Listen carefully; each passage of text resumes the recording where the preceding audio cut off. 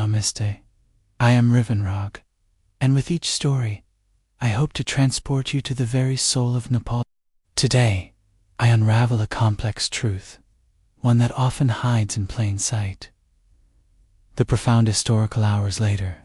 Stepping off the flight, I'd be enveloped by the warmth of a German train, even in the depths of winter. The ride was smooth, efficient, boasting free Wi-Fi, and the ticket, a marvel in itself, was subsidized by the government. It was a stark, almost jarring contrast to the realities back home. Germany, the third richest nation on this planet, stood at the forefront of technology and progress, while Nepal, my beloved homeland, still remained so poor. And global forces that shape a nation's destiny, and why some are rich while others remain poor.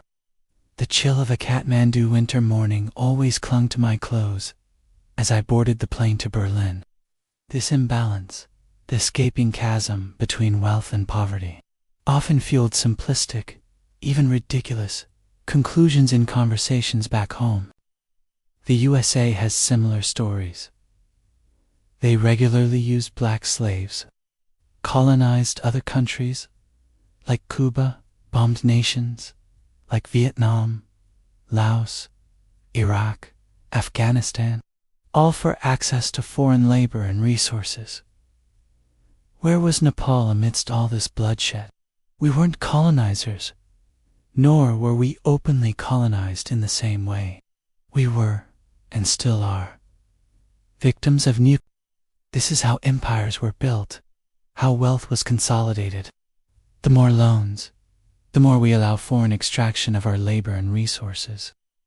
The more we open our country to foreign powers, trying to make a quick buck.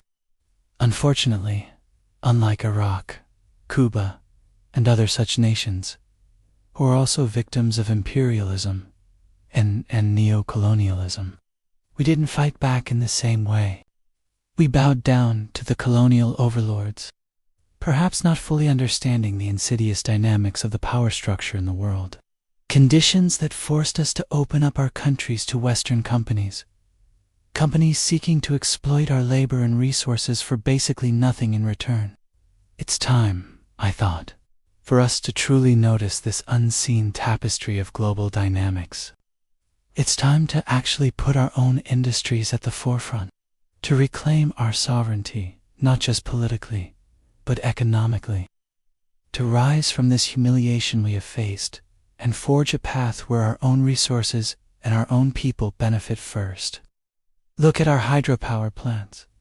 Most of them run by Indian companies. We import far more than we export. Our country is literally designed to impoverish itself, to enrich the West and other countries that exploit us. Corrupt politicians.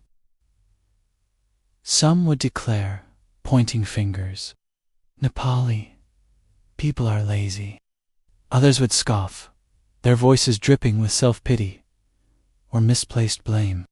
And then, the most foolish of all, bring back the monarchy.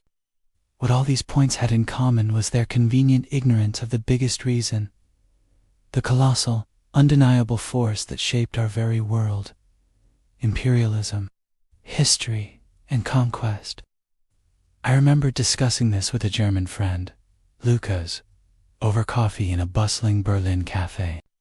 It exploited labor and resources in countries like Namibia, using that raw wealth, that forced labor, to fuel its industrialization. During the rule of the Nazis, it expanded territory, used slave labor from Jewish people, and concentrated everything onto war efforts. In short, all this progress was made possible by blood, exploitation, and the utter disregard of human life. The German armies even committed a genocide in Namibia, but have never officially apologized to the victims. Lucas, your trains are amazing. Your cities, your technology, it's incredible. Why is Nepal so far behind? Lucas, many people here would say, it's about good governance, innovation, hard work. And they're not entirely wrong. but they're missing centuries of context. Look at Germany. It had colonies in Africa and China. Lucas listened, his expression somber. It's true.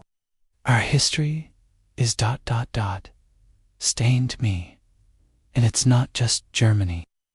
The conversation shifted to Nepal's place in this brutal historical dynamic. Me. When we took out those IMF loans, they came with conditions. Lucas, so it's a vicious cycle. Me. Exactly. The more impoverished we get, the more IMF loans we need. The cafe buzzed around us, but my mind was miles away, on the dusty roads of And so, the next time you see a stark contrast between nations, ask yourself, what invisible threads of history, what silent echoes of conquest, truly shape their destiny?